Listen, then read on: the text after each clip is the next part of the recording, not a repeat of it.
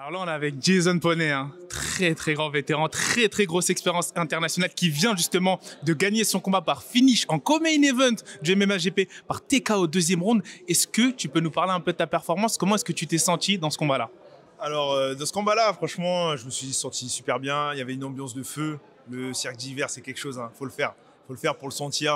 Tout le monde qui était là, il y avait une ambiance. Ça faisait chaud au cœur. C'est le retour pour moi ici en France. Donc franchement, ça fait doublement chaud au cœur. Et mon adversaire était solide, une grosse expérience aussi.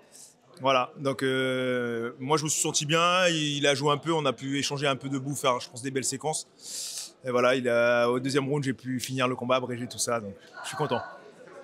On a vu vraiment que debout, moi ce qui m'a surpris, c'est la manière dont tu étais à l'aise en striking, la manière dont tu étais à l'aise dans tous les compartiments. Est-ce qu'on peut dire que vraiment, est-ce que tu as senti vraiment une grosse différence, même si ça ne devait pas être cet adversaire de base, est-ce que tu as senti une grosse différence d'expérience du fait que toi, tu as fait le PFL, tu as fait des grandes organisations et après ce retour en France, est-ce que tu as senti une grande différence d'expérience entre toi et ton adversaire dans la cage? Franchement, non, bon, vous avez vu le combat, hein, il est quand même dur, hein, il est quand même dur le monsieur. On va dire, ça se voit qu'il a du métier parce que même sur les gestions de distance, il y a des petits trucs quand on est à l'extérieur, on voit pas trop. Mais quand on est dans le combat, on sait. Nous, on sait. Par exemple, j'arrivais pas trop à trouver ma distance de jab, tout ça. Je me suis dit, on va pas se jeter parce qu'il est quand même plus lourd que moi aujourd'hui. Si je prends une droite, je peux dormir aussi. Hein, c'est normal. Donc, non, il avait du bagage quand même, le monsieur. Et franchement, moi, le fait d'avoir fait le PFL, je pense que ça me donne quand même un plus parce que c'est le haut niveau. On a tapé des top 50 et tout. Mais il faut se méfier de tout le monde. Hein. Franchement, une droite, c'est une droite. Et enfin, on a vu dans ton discours justement d'après-combat que tu as dit, maintenant que tu es de retour en France, tu vas faire un peu de nettoyage dans cette catégorie welterweight. Est-ce que tu peux nous en dire un peu plus? Bon, moi c'est lightweight normalement. Lightweight. Là, j'ai accepté en welter. Mais vas-y, welterweight aussi, il y a moyen, tu vois. Il y a moyen, hein. Franchement, on est là. Non, franchement, c'est mon retour en France, je suis content. Et oui, why not, tu vois. Je sais qu'il y a des top 10 qui se font, tout ça, des petits tops et tout. Nous, on est là depuis longtemps, hein, en vrai. Mais on est sur le côté, on parle pas beaucoup de nous, on parle beaucoup de Arez et des choses comme ça. Mais faut pas oublier les anciens, on est là. Je dis pas de nom comme ça, mais on est là, tu vois. Franchement, n'importe qui, moi, je suis là. C'est ça. Et clairement, moi, quand j'ai vu ta prestation, je sais qu'il y a l'UFC Paris qui approche en septembre. Tu l'as mentionné. Pour moi, c'est vraiment pas quelque chose de, on va dire, hors sujet, hors contexte, te concernant. Est-ce que c'est quelque chose qui potentiellement est dans ton esprit?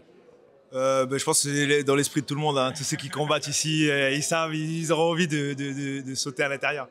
Mais c'est quoi ma stratégie sur ça? Parce que j'ai pas les contacts en vrai direct. Ouais. Mais ma stratégie, c'est être prêt tout le temps jusqu'à l'UFC. Et même si un jour avant, il manque un mec 77, 70, hop, on rentre dans l'orga. Excellent. Enfin, dernière question. En parlant justement de la suite, ce serait quoi pour toi si jamais il n'y a pas l'UFC? Te construire au MMA-GP ou potentiellement viser d'autres organisations françaises? Qu'est-ce qui t'intéresse? C'est quoi à part retourner? Même si là, on sait que tu as besoin de repos déjà.